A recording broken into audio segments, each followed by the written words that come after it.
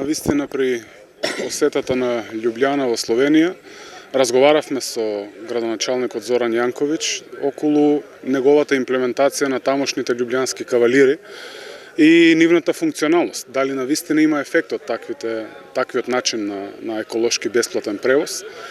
И фактот дека во Љубљана годишно се превезуваат 600.000 граѓани, корисници на таквата услуга,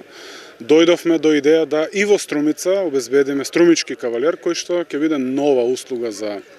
граѓаните, пред се овде се мисли на повозрастните граѓанки и граѓани на општина Струмица и сите кои што ја посетуваат Струмица, да можат, не знам, оние кои што имаат отежнато движење, да прошетат низ Струмичкото корзо, да го видат Струмичкиот парк, да застанат до некој ресторан и сето тоа нормално да го добиваат без никаков надоместок, односно бесплатно.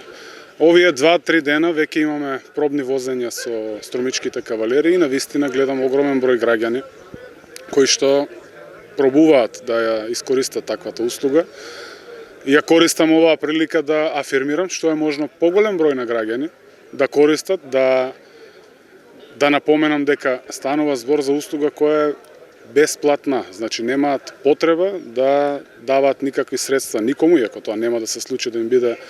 им биде побарано и да овозможиме дури и оние кои што не можат физички да одат низ Струмичкото корзо и Струмичкиот парк да ги уживаат убавините на Струмица. Таквиот пристап секако дека го поткреваме нивото на инклузивност во рамки на општина Струмица. Воведуваме нова, би рекол, социјална услуга за граѓаните и граѓанките, а секако од причина што се електрични возила, станува збори за нормално заштита на животната средина. Овде сакам да се заблагодарам на донаторот, кој што со неколку разговори ја препозна идејата на моја и на мојот тим да донира такви возила за нашите потреби. Се надевам дека оваа година ќе се покаже како доста успешна, односно и потребна за граѓаните, да до година размислуваме и за набавка на дополнителни такви електрични возила и нека ни се сосреќа струмичките кавалери.